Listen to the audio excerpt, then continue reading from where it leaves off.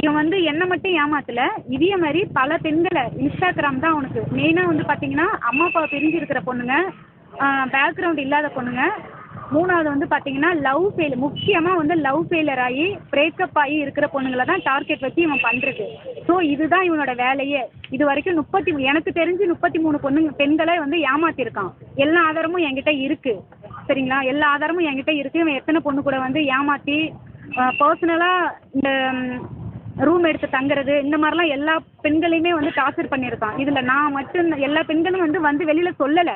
இது நான் மட்டும் தான் இதெல்லாம் எனக்கு இந்த விஷயம் எல்லாத்தையும் அவன பத்தினது எல்லாம் தெரிஞ்சு, கண்டுபிடிச்சு, இது எல்லாம் எனக்கு தெரிஞ்சிருச்சுன்னு தான் அவன் என்ன அடிச்சு போட்டுட்டு வந்துட்டான். வேணாம்.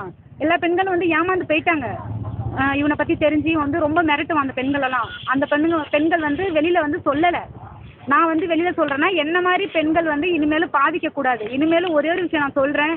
இன்ஸ்டாகிராம்ல மட்டும் யாரும் தயவுசெய்து சோசியல் மீடியாவுல போயிட்டு இந்த மாரி யாரையும் நம்பி ஏமாறாதீங்க. ஏன்னா, இப்ப நான் ஏமாந்து நின்னுட்டு இருக்கேன் இந்த பையனால. இவன் என்ன நல்லா ஏமாத்திட்டான். எனக்கு வாழ்றதா சாவறதான்னு தெரியல. தயவுசெய்து சொல்றேன். யாருமே இன்ஸ்டாகிராம்ல நம்பி குடும்பத்தை விட்டு வந்து யாரும் ஏமாறாதீங்க. நான் ஏமாந்து நிக்கிற மாதிரி நீங்களும் லைஃப்ல இப்படிதான் நிப்பீங்க. ஏன்னா இது வந்து எனக்கு ஒரு பாடம். என்னை பார்த்தாவது நிறைய பெண்கள் வந்து இனிமேல் இந்த தவறு செய்யாதீங்க.